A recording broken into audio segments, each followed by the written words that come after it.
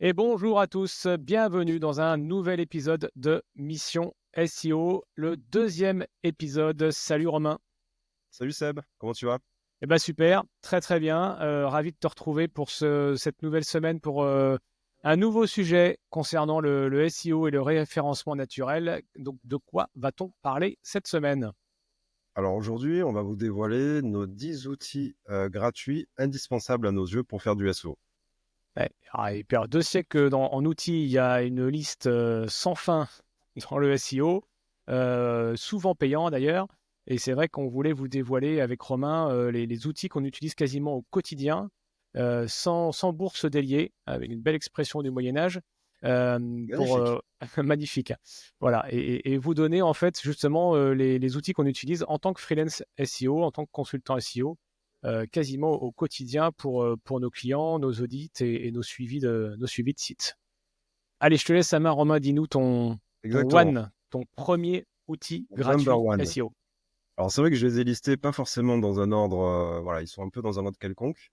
Mais pour le coup, celui-ci, je pense que c'est le top 1 sans lequel moi je pourrais pas bosser et je pense que n'importe quel SEO pourrait bosser. La Search Console, auquel j'ai ajouté aussi GA4, qui est, voilà, c'est une suite Google en fait. Analytics. Google Analytics, ouais, effectivement. Donc c'est une suite d'outils, hein, ces deux-là qui sont pour moi incontournables. La Search Console, on va rentrer un petit peu dans le détail, qui est un outil qui permet d'aller monitorer le trafic qui vient sur son site, mais pas que. Il y a plein de choses à faire et ça, on vous renvoie sur un prochain épisode sur lequel on va parler de la Search Console, mais vraiment de long en large et en travers. Mais pour le coup, ouais, la Search Console pour moi c'est indispensable.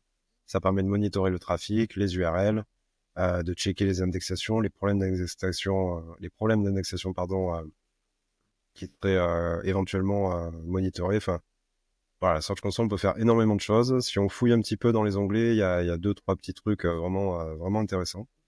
Et Et c'est c'est énormément sous-estimé en plus, la Google Search Console. Et pour avoir échangé même avec certains de mes clients, je suis toujours étonné de voir que des fois, la Search Console n'est même pas en fait paramétrée. c'est Alors, un truc de fou.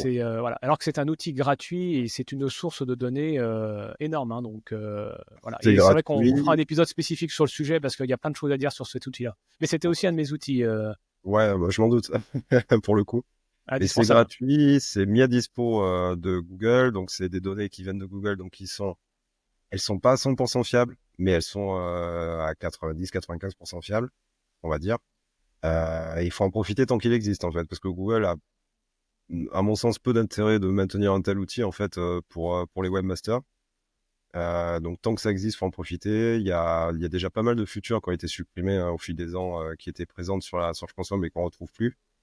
Donc voilà, on sent qu'il y a une certaine dynamique côté Google à se dire bon, ils ont quand même fait une mage récemment. Bon, on vous en parlera sur l'épisode dédié, mais voilà. Bah, en tout cas, pour moi, c'est top 1 et avec GA4, hein, j'ai ajouté GA4 parce que Google Analytics, Mm. enfin, sur le tagage, sur les conversions et tout. Enfin, pour moi, c'est à partir du moment où vous vendez des choses sur le web ou où vous traquez des leads et tout ça, il faut traquer et GA4, c'est indispensable également pour ça, quoi. Donc ça, c'était le premier outil qui est la base de la base en SEO. Alors moi, c'est pareil, je ne les ai pas classés dans l'ordre, mais un outil que j'utilise au quotidien, et on va passer un petit bonjour à Paul Grillet, qui en est l'instigateur, c'est Tot SEO, qui est un outil qui permet, alors qui a une partie payante, hein, qui permet d'enrichir, enfin en tout cas de contrôler d'un point de vue sémantique, est-ce que la page est bien optimisée ou pas. Mais il propose aussi tout un tas d'outils gratuits, et dont un comparateur de SERP, qui est pour moi un outil que j'utilise quotidiennement. Et donc, bon, pour ceux qui ne maîtrisent pas, hein, l'objectif, c'est d'aller voir est-ce que sur deux types de mots-clés, j'ai deux mots-clés, est-ce que sur ces deux mots-clés, il faut que je crée une page ou deux pages. Et donc, c'est toujours des fois l'intention de recherche, et enfin, c'est un peu compliqué de savoir est-ce qu'il faut créer une ou deux pages. Et donc là, avec des outils comme celui de Paul, donc .seo, bah, ça te permet d'aller mettre les deux mots-clés et de regarder, en fait, de comparer les deux SERP, hein, les deux pages de résultats de recherche, et se dire, bah voilà, sur les deux mots-clés, en fait, j'en ai peut-être huit résultats identiques. Et donc, après, derrière, de se dire, bon, une seule page suffit. Et donc, ça évite surtout aussi de la cannibalisation de mots-clés, parce que bah, si on crée deux pages alors que ce sont les mêmes résultats qui sont attendus, on risque de se tirer une balle dans le pied au niveau de notre site. Et donc, je vous laisse aller voir Tot SEO. On vous mettra dans les commentaires, dans les descriptions, plus que les commentaires, l'ensemble des outils qu'on vous propose là.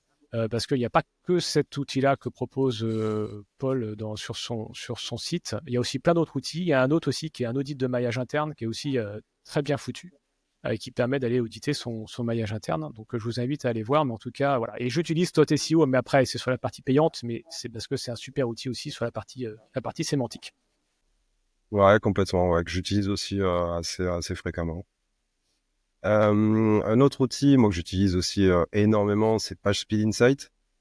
On reste sur une solution Google aussi, qui en fait donc c'est un outil qui permet d'aller checker la vitesse de chargement des URL, qui donne plein d'indications, le LCP, l'AMP. Enfin, je retiens jamais moi les Cobra Mittal, j'ai toujours du mal à les à les restituer, mais voilà, mais ça donne pas mal d'informations sur la vitesse de chargement des pages, sur les problèmes de rendu sur le JavaScript notamment, qui sont très très courants sur les pages web.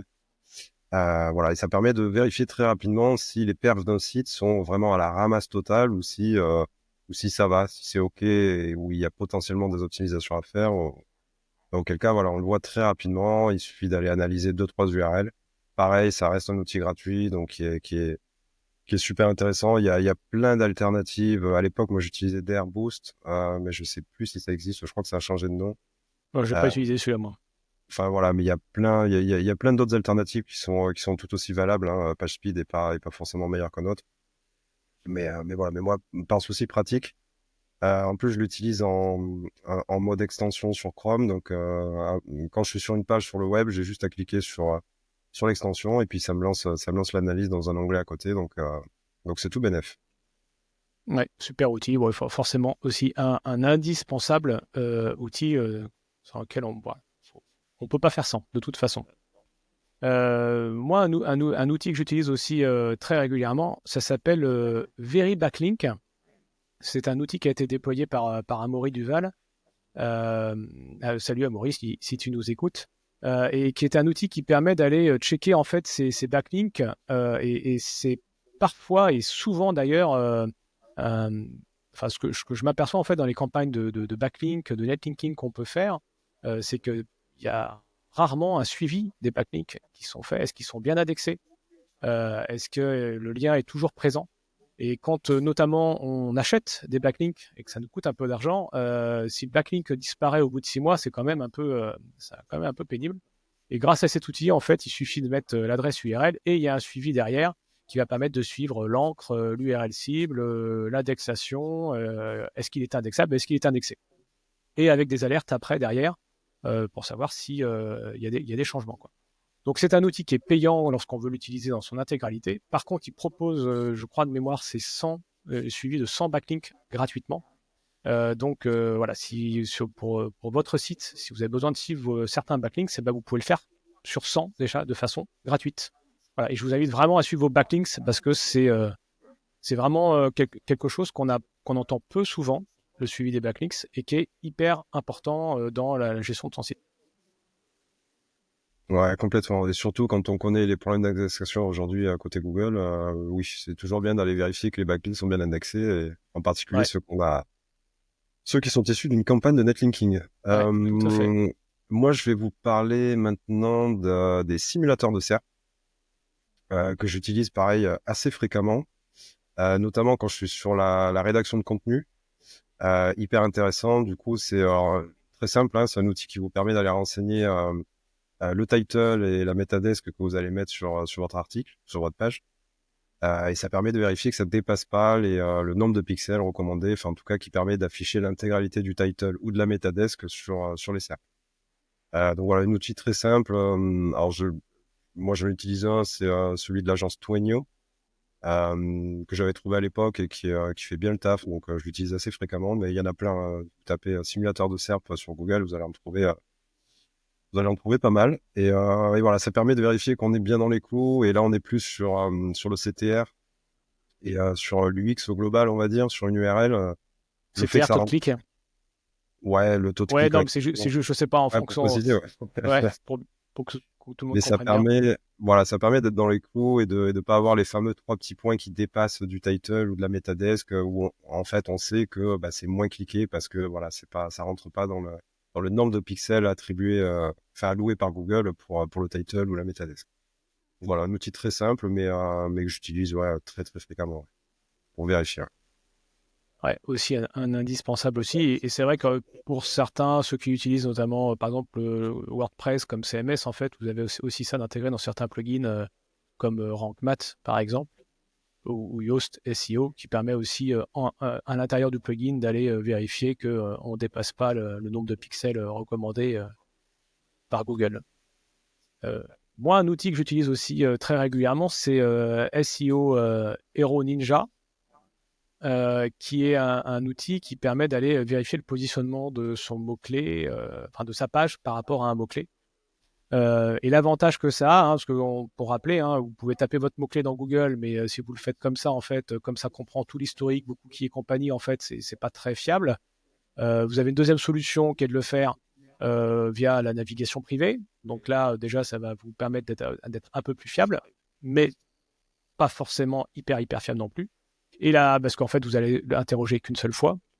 Et l'avantage de SEO Hero Ninja, qui est totalement gratuit, c'est que vous mettez votre mot-clé, vous mettez votre adresse URL, et en fait, il va aller tester avec 10 serveurs différents la position, ce qui vous donne une moyenne de position, et donc ce qui est, on va dire, relativement, même très fiable, puisqu'en le testant 10 fois, la moyenne des positions était quand même assez fiable. Voilà.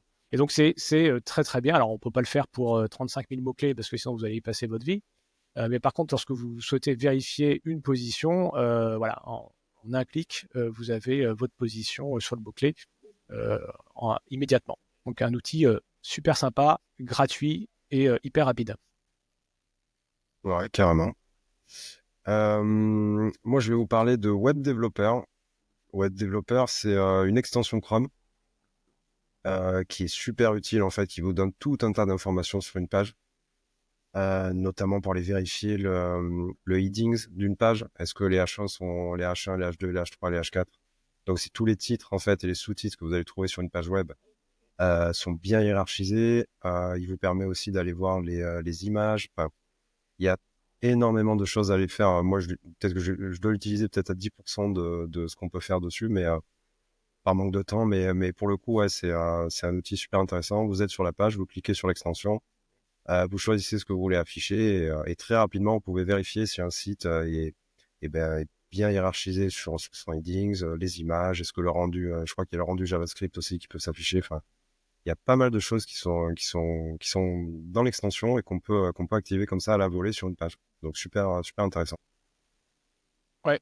Et je compléterai parce que bah, tu vois, moi c'est pareil, j'avais mis un outil que j'utilise au quotidien alors qui a pas toute l'étendue en fait de cette extension, qui est l'extension Chrome Ahref, qui est aussi gratuite, qui permet en fait de recouper une partie en fait des éléments que fait Web Developer, puisqu'on va retrouver le balisage par exemple, la structure, les méta et tout ça, donc ce que fait déjà Web Developer. Après Web Developer, en fait, moi j'aime bien par exemple désactiver JavaScript ou des choses comme ça, c'est des choses que ne propose pas Ahref. Ahref, moi ce que j'aime bien dans cette extension, c'est qu'en un clic, on a directement tout s'affiche sur l'écran. Il n'y a pas besoin d'ouvrir un nouvel onglet, quoi que ce soit, et c'est assez rapide. Et puis ça reprend toute l'indexabilité, les images, les balises alt. En un coup d'œil, en un clic, on a tout ça. Voilà. Mais ça rejoint un peu Web Developer, hein, que j'utilise aussi, d'ailleurs. Donc, en fonction des besoins. Outil suivant, je peux vous parler de Screaming Frog. Screaming Frog qui est pour moi un top outil SEO. Enfin, je veux dire, c'est presque maintenant un incontournable, notamment sur la partie technique SEO. Screaming Frog, vous pouvez l'avoir en version gratuite pour des sites qui font moins de 500 URL. Alors, si ça n'a pas changé, je crois pas, mais il me semble que Ouais, je crois que c'est toujours ça. Ouais. ouais, c'est toujours le cas. Voilà, donc si vous avez un petit site où il n'y a pas des milliers d'URL et enfin, sur des petits moyens sites, on va dire, entre guillemets, c'est hyper intéressant, hyper pertinent. Ça va vous faire remonter énormément de data sur tous les problèmes techniques qu'on peut retrouver sur l'indexation, sur le rendu JavaScript, encore lui. le problème sur les images, sur le contenu même, sur les perfs, parce qu'on peut le plugger avec PageSpeed justement. On peut le plugger avec plein d'autres outils en API. Enfin, il est super complet.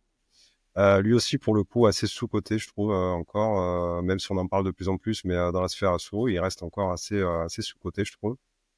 Et Screaming Frog, ouais, pour le coup, alors c'est assez abscon, la prise en main. Il faut Alors, tu s'y vois, c'est coller marrant, un peu. c'est ce que j'allais dire. C'est-à-dire que c'est un super outil. Par contre, au niveau UX, prise en main, c'est pas l'outil le plus ludique du monde d'un point de vue Ouais, SEO. Et c'est vrai ça demande quand même une certaine, un peu de recul pour comprendre toutes les données. C'est ultra complet, mais bon, faut digérer en fait l'outil dans un premier temps pour savoir où aller chercher l'info. ouais, complètement. Ne serait-ce que pour exporter les datas, déjà, Mm, c'est pas simple, en fait. mm. En fonction de ce qu'on veut et de ce qu'on veut sortir et de ce qu'on veut mettre en avant, ouais, c'est pas forcément la navigation est pas, mais ouais, mais super complet. Enfin, en tout cas, sur les parties techniques d'un site. Donc là, voilà, la version gratuite en dessous de 500 URL, ça peut convenir à certains sites qui n'ont pas forcément vocation à investir dans des gros outils ou dans des grosses prestats sur l'aspect technique, parce qu'on sait que des sites qui ont moins de 500 URL, généralement, l'aspect technique en SEO, il est assez succinct. Enfin, c'est pas un levier sur lequel on préconiserait d'activer à vraiment de la presta ou des efforts. Encore que ça dépend des sites, mais généralement, c'est pas ça qui fait la différence. Mais voilà, mais ça mérite le coup d'œil pour aller relever éventuellement des choses qui sont vraiment handicapantes sur l'indexation notamment. Ça permet de le Mm. faire assez rapidement aussi. Enfin, voilà, c'est un top outil. Et si vous l'utilisez après en version payante, c'est un régal, quoi, clairement. Oui, oui. Alors après, avec les API, tout ça, oui, c'est bon. Déjà, après, c'est que vous avez un site déjà de moins de 500 URL. En fait, il fait déjà le taf pour peut-être 70% de vos questions. Déjà, ça fait déjà une belle, C'est déjà pas mal, ouais. ça couvre déjà pas mal de sujets, quoi, hein. On fait une petite pause dans le podcast pour vous dire quand même de nous soutenir si le contenu vous plaît. Ajoutez, voilà, mettez des notes sur Spotify, sur Apple Podcast, toutes les plateformes sur lesquelles on est diffusé. N'hésitez pas à nous mettre des commentaires aussi pour soutenir le podcast. Alors déjà, nous, ça nous permet de nous confirmer on vous apporte de la valeur. Et puis, bah, ça soutient le podcast aussi pour qu'il soit plus visible. Donc voilà, merci en tout cas de votre soutien, des premiers messages qu'on a pu recevoir suite à notre premier épisode. Et puis, on rappelle aussi que ce podcast est soutenu par One My Day, qui est une plateforme de formation. Et donc, merci One My Day de nous soutenir sur ce projet, parce qu'un podcast, c'est quand même du temps, voilà. Et donc, c'est vraiment sympa de nous accompagner sur ce projet-là. Donc, One My Day, hein, qui est une plateforme de formation en ligne, hein, voilà, c'est pour tous les métiers du digital que vous souhaitiez faire, hein, du graphisme, du WordPress, du SEO, du web marketing. Enfin voilà, je vous invite vraiment à aller les voir. En plus, ils sont super sympas. Et l'avantage de leur formation, en plus, c'est que vous êtes coaché tout du long. Donc, c'est une formation en ligne, mais couplée à un professionnel dans le domaine qui va, pendant 8 à 9 séances, venir vous accompagner pour monter en puissance. Donc, c'est une super plateforme. Je ne peux que vous la conseiller. Merci encore à eux de nous soutenir pour Mission SEO. Allez, on revient à notre thème du jour qui est les outils gratuits qu'on utilise en SEO. Et donc, je crois que c'était à moi d'évoquer un de mes outils. Donc, tu as évoqué Screaming Frog, qui est un super outil que j'avais aussi noté dans mon Ah. top 10. Parce que pour tout vous dire, on s'est noté le top 10 sans forcément nous le dire pour voir si on avait des choses en commun. C'était notre jeu avec Romain. Moi, je vais parler de Wapalizer. Alors, pour ceux qui ne comprennent pas mon accent anglais, vous aurez le nom dans la description, qui est une extension Chrome qui permet d'avoir, pareil, en un seul coup d'œil, le CMS et tous les plugins. Alors voilà, notamment pour WordPress. Vous allez sur le site. Alors moi, j'utilise énormément avec mes prospects, hein, quand je les rencontre pour la première fois. En un clic, en fait, je sais sous quel CMS ils sont, Shopify, PrestaShop, WordPress, et les plugins qu'il y a d'installés. Donc, je peux voir s'ils ont des plugins de mise en cache, des plugins d'optimisation SEO, etc., etc., quoi. Donc, en un coup d'œil, quoi. C'est un super petit outil gratuit qui permet de savoir quel CMS est utilisé par tel ou tel site. Et puis, ça peut permettre aussi d'aller voir les concurrents aussi pour ceux qui le souhaitent.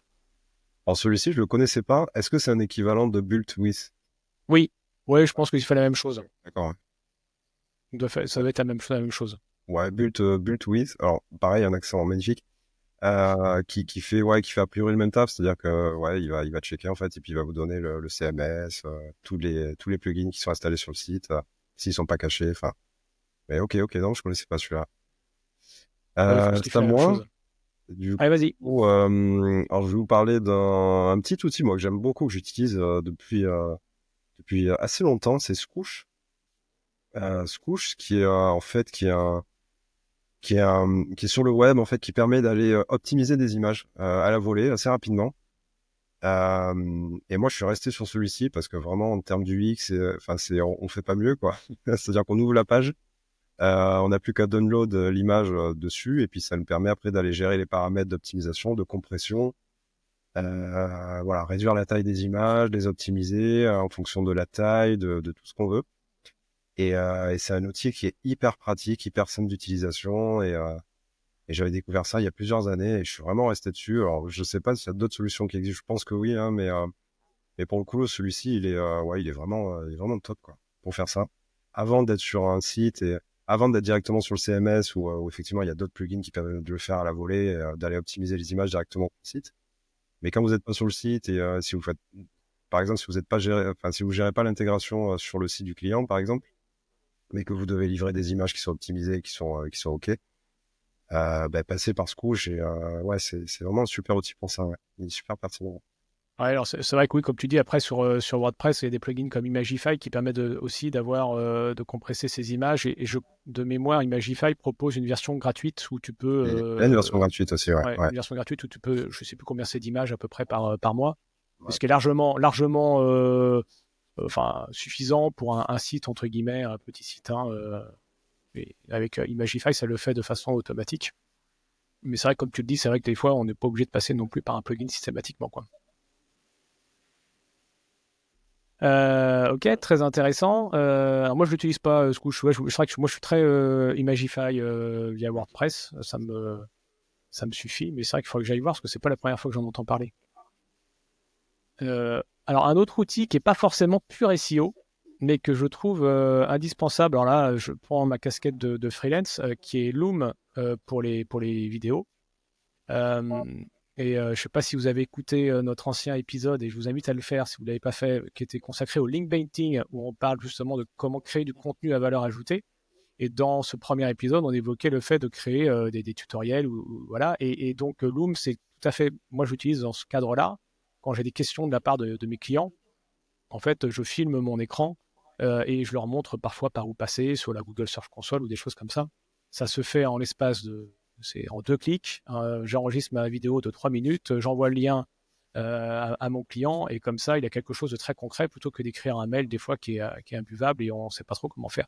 Donc je trouve ça hyper pratique. Je sors un peu du SEO là, mais en tout cas c'est un super outil et c'est gratuit. Voilà, alors je sais plus, c'est forcément limité parce que c'est une version premium, mais en tout cas moi la version gratuite me suffit amplement dans le cadre de mon activité. Ouais, je crois tu dois pouvoir faire 20 ou 25 vidéos, un truc comme ça. Ouais, c'est Ouais. assez large hein, pour le coup, ouais. En Mais mode après tu les gratuit. supprimes, après tu peux les supprimer et Ouais. puis voilà, une fois que c'est vu, il n'y a pas besoin de les conserver, hein. Ouais, donc c'est pas mal, ouais. C'est vrai qu'on sort un petit peu du SEO, mais pour le coup, ouais, enfin, il peut y avoir une tonne d'utilisations possibles reliées au SEO indirectement, nous, sur de la presta, mais ouais, carrément. Ouais. Non, c'est un super outil. Ouais. Et alors moi, je peux vous parler de la Mosbar, Hmm. la fameuse Mosbar. Alors dit comme ça fait un peu bizarre si Ça vous n'a rien connaissez. à voir avec la mozzarella. Non, Non. non, ça fait un peu bizarre dit comme ça, la Hmm. Mosbar. Si on n'est pas dans les SEO, bon, je pense que les SEO qui nous écoutent connaissent très bien et savent ce que c'est, mais la Boss Bar, ouais, pareil, un outil gratuit super intéressant qui permet en fait, alors pareil, c'est sous forme d'extension, et ça permet en fait d'afficher quand vous êtes sur la SERP et que vous avez les résultats de Google qui sont face à vous, ça permet de mettre en surbrillance sous chaque URL le domain authority et le page authority estimé par Moz. On sait que Moz c'est un peu l'autorité dans le domaine entre guillemets. Qui reproduit assez fidèlement de ce qu'on pense qu'utilise Google pour évaluer l'autorité d'un site. Donc c'est hyper pertinent en fait. Et comme ça, en fait, vous pouvez voir très vite sur une SERP si elle est très concurrentielle ou non. En fait, si vous voyez que les 3-4 premiers, c'est des domaines à très très forte autorité ou avec une page qui a une énorme autorité parce qu'il y a du linking et parce qu'il y a du maillage interne ou que sais-je. En fait, vous le voyez en un coup d'œil. Et parfois, ça peut être intéressant d'aller checker ça. Si vous êtes sur un planning de contenu qui est bien bordé, où vous avez plein de sujets, mais bon, sur laquelle la difficulté d'aller vous classer, vous savez pas trop. En regardant ça, en regardant les requêtes, vous voyez très très vite en fait si vous avez une chance de vous classer assez rapidement, modulo votre autorité à vous en fait, hein, par rapport à la concurrence qui est sur la scène. Donc c'est hyper pratique, hyper simple, c'est très visuel, ça se voit vite. Enfin voilà, la Mosbar, pour moi c'est indispensable si on fait du SEO. Alors, c'est marrant, ça me fait penser à un autre outil que j'avais pas noté, mais allez, je vais en rajouter un, Ouais. qui a été aussi créé par Amaury Duval. Bon, Amaury, si tu m'écoutes, je sais pas, tu me donneras ce que tu veux. Ils sont Non, mais gentils. parce que c'est super bien fait. Ça s'appelle 12 backlinks, 1, 2 backlinks, 1, 2 backlinks. Vous l'appelez comme vous voulez.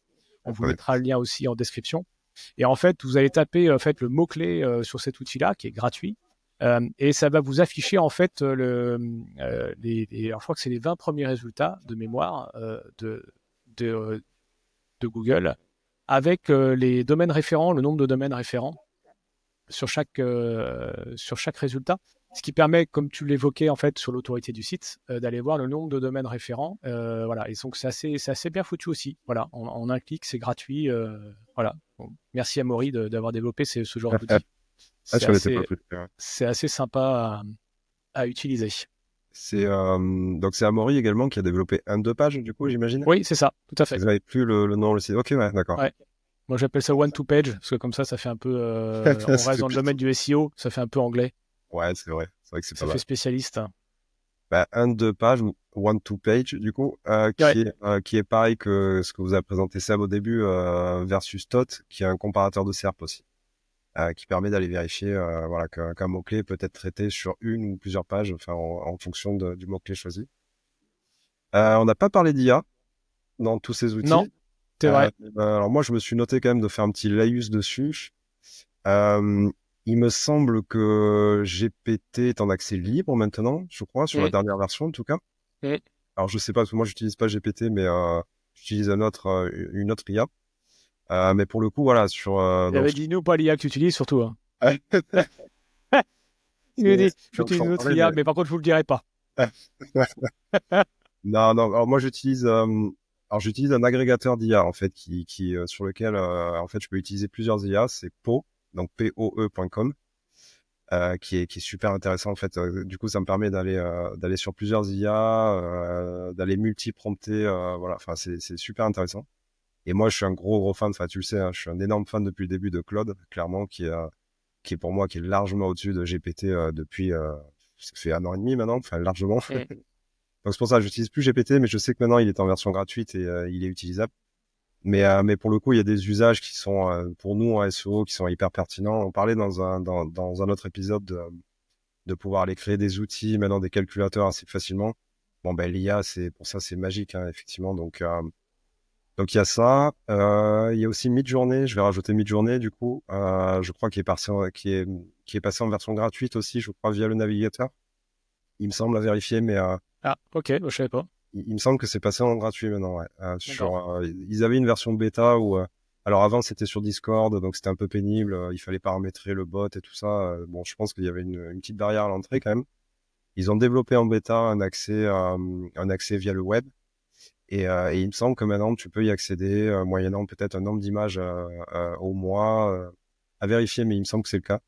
Et pareil, Midjourney en termes de génération d'images, c'est monstrueux quoi. À partir du moment où on a les bons prompts et où on colle bien au truc, enfin ça sort des trucs magiques quoi. C'est superbe.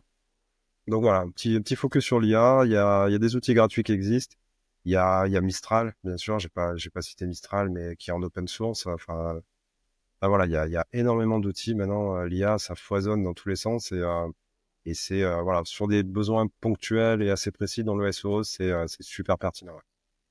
Oui, bien sûr, oui. On peut pas faire sans. Même si après, je pense qu'on est d'accord, on est sur la même longueur d'onde avec Romain, hein. L'IA fait beaucoup de choses, mais ne peut pas nous remplacer à 100% dans le sens où si on lui demande d'écrire un texte juste comme ça, de toute façon, on sait que c'est dégueulasse et que c'est pas du tout adapté, ça répond pas à l'intention de recherche. Mais par contre, bien travailler et tout, ça, c'est une vraie aide dans le travail de référencement. Moi, j'en ai un dernier. euh, et alors, avec mon super accent anglais, c'est un bookmarklet. Enfin, c'en est Bien. un, il en existe des dizaines et des centaines de bookmarklets. Alors, pour ceux qui ne connaissent pas ce que c'est qu'un bookmarklet, c'est un petit programme, enfin un petit morceau de JavaScript qu'on va insérer en fait dans ses favoris. Et ce qui fait qu'on va pouvoir en fait créer plein de petits programmes. Et en un clic, par exemple, alors moi j'en ai plein, hein, peut-être qu'on fera un épisode là-dessus d'ailleurs pour les partager parce que je trouve que c'est assez méconnu ce type de tips. Et en fait, j'en ai un par exemple qui permet, quand je suis sur un site, je vais dans mes favoris, je clique dessus et ça m'ouvre automatiquement PageSpeed Insight avec le site. Voilà. Donc ça m'évite de taper PageSpeed Insight, le nom du site. Voilà. J'en ai un qui me permet de mettre tous les liens nofollow en jaune. J'en ai un qui me permet d'afficher 100 premiers résultats de Google au lieu d'avoir que les 10. Voilà. J'en ai un qui me permet d'extraire tous les liens internes ou externes de la page avec les encres. Donc je clique dessus, ça m'affiche ça et j'ai ça en version .csv. Donc il y en a des dizaines et des centaines. Je vous invite à taper ne serait-ce que bookmarklet dans Google. Voilà, on vous mettra bien comment l'écrire. Voilà, c'est book comme un book et mark Marklet. Voilà, pour ceux qui veulent qui comprennent pas mon accent anglais. Et c'est un super. Enfin, moi, j'utilise ça au quotidien. En fait, c'est des raccourcis, quoi. Voilà.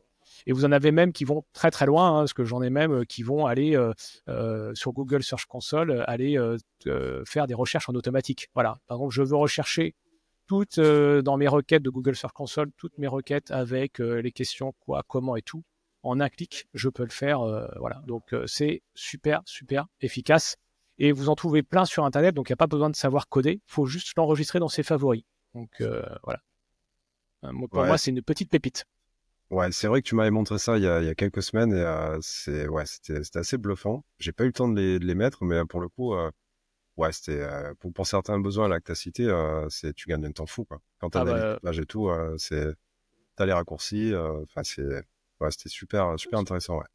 ouais, ça économise parfois quelques secondes, parfois 30 secondes, voire une minute hein, sur Ah, mais quand tu fais ça toute la certaines journée, recherches. Oui, tu t'accumules les actions et tu te rends compte que c'est du temps de gagner sur des tâches qui sont un peu répétitives ou que tu fais un petit peu à longueur de journée. Et, ouais, ouais, non, c'est super intéressant. Bah écoute, tu m'as convaincu. Là, je vais m'y remettre. voilà. Je vais aller installer ça parce que pour le Mais coup, ce serait peut-être sympa. Dites-le nous en commentaire si vous voulez un épisode spécifique là-dessus. Moi, je pourrais vous donner tous ceux que j'ai déjà, hein. Je crois que j'en ai avoir 20 ou 25 que j'utilise assez régulièrement. Donc, on pourrait en parler dans un prochain épisode. N'hésitez pas à nous le mettre en commentaire. et qui sont pour le coup dédiés au SEO hein, que toi tu utilises. Quasiment, ouais.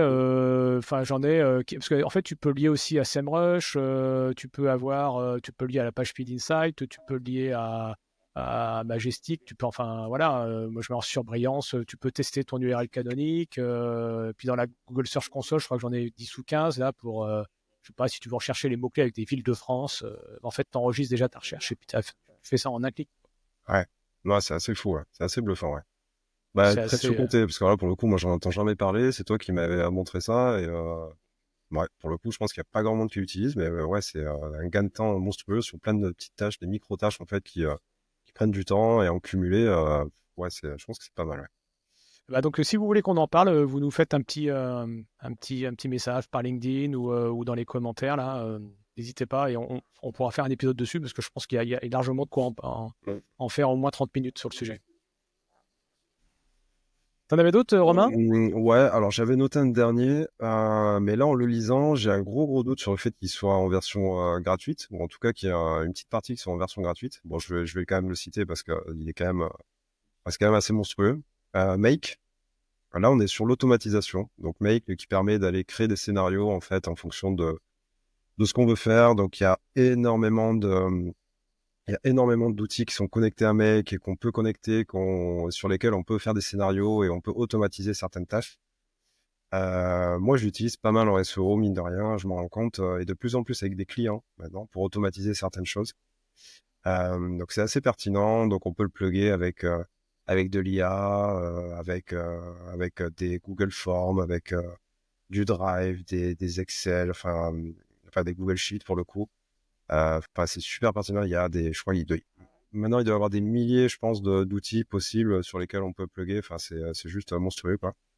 Donc ça peut gérer énormément de tâches, un peu RH, un peu voilà mail et tout ça. Mais pour le SEO, de plus en plus, moi, j'y trouve une utilité. Il y a certaines automatisations maintenant que je mets en place et qui me font gagner un temps de malade, quoi, tout simplement, et qui apportent de la valeur ajoutée, en fait, sur certains prestats. Donc, ouais, Make, alors à vérifier. Bah, je suis en train de vérifier, oui, c'est gratuit. Alors c'est marqué 1000 opérations, donc je sais pas. Après, parce Et que c'est voilà. vrai que dans une même automatisation, tu peux avoir plusieurs dizaines d'opérations. Alors, c'est pas Mais mal. L'utilisation, pour le coup, pour le tester enfin, c'est souvent, ouais, t'as de quoi faire quand même. Tu peux mettre en place certaines automatisations et ça bouffe pas tellement de data. Euh, donc, euh, donc si vous aimez ça, l'automatisation, là, c'est vraiment tendance, entre guillemets, avec l'IA. Il y a vraiment des choses sympas à faire. Pareil, on pourra faire un épisode aussi dédié sur Make, oui, parce que expliquer un peu comment on l'utilise. Parce que je sais que 30 ça, minutes nous suffiront pas. non, bah, on pourra faire en plusieurs parties. Ouais. mais, mais super pertinent, ouais. Make, pour le coup, là, on touche à l'automatisation. En plus, c'est un outil qui est très ergonomique, en fait, qui est vraiment simple d'utilisation. Il suffit d'aller cliquer, d'aller créer les outils. Enfin, il a vraiment été conçu en drag and drop, donc très facile à utilisation. À Drag l'inverse, and drop, tu peux nous drag and détailler? drop, là, il suffit d'aller cliquer, déposer, déplacer des choses sur un espace pour les Ok. mettre en place, les connecter entre eux. Enfin, c'est assez, Ouais, son concurrent, c'est Zapier, Zapier, je sais pas comment on appelle ça là, ouais. qui Il fait y aussi a, l'automatisation. ouais, il y a N8N aussi, Ouais, mais qui qui est est plus pour le complexe. coup, ouais, plus abscon. Ouais, là, on est plus, alors tu peux faire plus de choses sur N8N, pour le coup. Moi, des fois, je suis un peu bridé parce que je me rends compte que je peux pas le faire sur Make. Mais là, c'est un niveau un peu plus au-dessus. Mais Make reste très accessible et sur plein. Alors, ce qui est bien, c'est qu'en plus, ils ont fait des scénarios types. Il y a tout un.